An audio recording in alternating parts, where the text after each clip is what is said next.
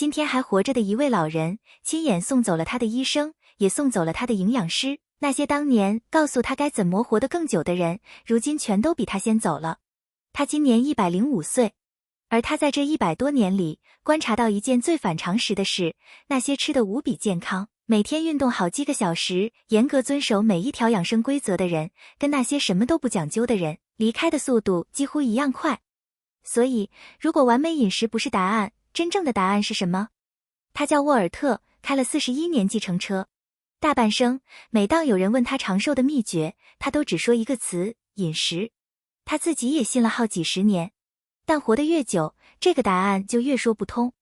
先来看看沃尔特实际上吃些什么，可能跟你想象中长寿老人的饮食完全不一样。每天早上2个鸡蛋，用黄油煎；每周吃2次真正的肉；地里长出来的蔬菜；面包、水、黑咖啡；不吃保健粉，不吃营养补充剂。而且他自己承认，晚饭后偶尔吃1块巧克力，冷天还会喝1小杯威士忌。不数卡路里，不自责，不刻意节制。这里有个多数人会忽略的健康洞察。沃尔特发现，那些把吃饭变成严格仪式的人，数着每一卡路里，每次坐下吃饭都充满罪恶感，大多数过得很痛苦。而痛苦的人，根据他的观察，通常活不久。长期的压力和罪恶感，可能比一份不完美的饮食更消耗你的寿命。曾经有个医生，年轻又自信，跟沃尔特说他的胆固醇称不过60岁。结果沃尔特活得比他还久。后来去医院才知道，那位医生已经不在了。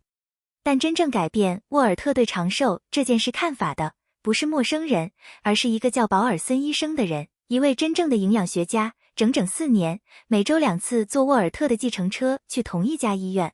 他写过书，开过讲座，对食物科学的了解几乎无人能及。沃尔特常常听他在电话里指导病人，精确的分量，精确的时间，精确到该戒掉什么。有一天，沃尔特终于直接问他：医生，长寿健康的秘诀到底是什么？保尔森医生给了3个答案：吃得干净，睡得好，远离压力。沃尔特又问了最自然的问题：那你自己都做到了吗？车里安静了一下，只剩引擎的声音。然后保尔森医生说：我吃得很干净，我睡得很好，压力这一块，我这辈子都没想明白怎么解决。保尔森医生70多岁就去世了，沃尔特还亲自送他的遗孀去参加葬礼。值得停下来想一想的是，一个把整套营养知识都背得一字不差的人，饮食、睡眠、补充剂全都掌握，却被那一个他无法量化、无法写进清单的变数打倒了。压力。如果一张完美的健康清单真的能救人，那他第一个该救的就是保尔森医生。于是，沃尔特开始观察，到底是什么真正区分了活得久的人和活不久的人。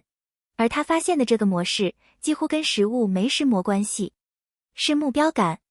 沃尔特退休那一刻，发生了他完全没料到的事。没有班次，没有路线，没有起床的理由。他每天泡咖啡，坐在椅子上，等着这一天过去。1个月这样，2个月这样。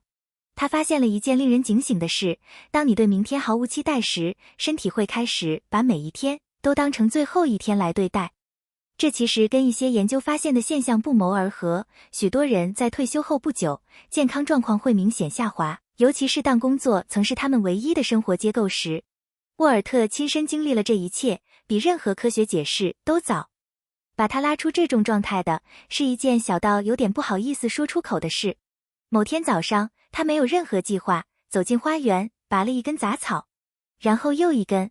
2个小时后，他跪在地上，双手沾满黑泥，完全喘不上气，而他意识到，自己终于找到了一个不只是为了活下去的理由。70岁那年，他加入了每天20分钟的散步，同一条路线，每天走。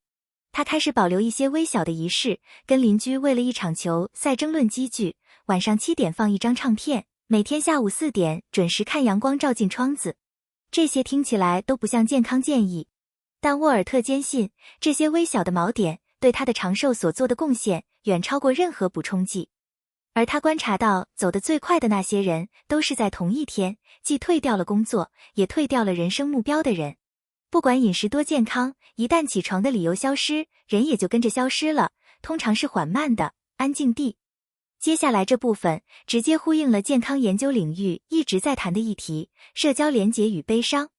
沃尔特的妻子玛格丽特11年前去世了。他走后的第一个早晨，沃尔特出于纯粹的习惯，泡了2杯咖啡，都放在桌上，然后就那样盯着他们。自己那杯他喝不下去，他那杯他也倒不掉。于是他就那样坐了1个多小时，什么也没做。然后他站起来去了花园，走了20分钟，打了电话给儿子，找到了一个继续前进的小小理由，不需要多大，够用就行。正是这个决定，哪怕在最糟的一天，也要找到一个小小的理由，用沃尔特自己的话说，是他最接近秘诀的东西。他儿子罗伯特现在每3个星期都会来看他一次，自从沃尔特直白地跟他说，我已经105岁了，你现在就来，要不然就等我走了再来。你自己选。那个星期六，罗伯特来了，2人聊了整整6个小时，说了好几十年都没说出口的话。沃尔特对于这件事为什么重要，说得很直接，保持与人的连结，不是可有可无的选项。这是真正让人活得更久的机制之一，也是长寿研究人员在观察那些最长寿的群体时，一再得到的结论。在你把这当成一套可以原样照搬的完美公式之前，沃尔特想诚实地说一件事，这其中也有基因的成分。他父亲活到94岁，祖母活过90岁，他天生骨骼就好，起跑点本来就比较有利。他完全可以告诉你，这一切全靠自律，但那只是一半的真相。而只讲一半真相，对任何人想做出真正的健康决策都没有帮助。所以，以下是沃尔特真正的清单，根据他100多年的观察整理出来的真实版本。吃真正的食物，不带罪恶感，也不过度节制。每天动一动身体，哪怕只有20分钟也算。把在乎的人留在身边，尤其是在不方便联络的时候。建立一些微小但稳定的日常仪式，让每一天有个结构。并且认真管理压力的程度，就像你认真管理饮食一样，因为至少从沃尔特的案例来看，它的影响可能同样重要，甚至更重要。今天早上跟每一个早上一样，沃尔特6点起床，泡了咖啡，在花园待了几分钟，看着光线照进窗子，坐进他的椅子。最后这一段有点绕口，如果要从一个活得比几乎所有给他建议的人都久的老人身上提炼出一个健康洞察，那就是清单很重要。但清单从来不是全部的答案。目标感、人际连结，以及你如何处理压力，这些可能跟你盘子里的食物做着同样多，甚至更多的工作。感谢您的收看，我们下期见。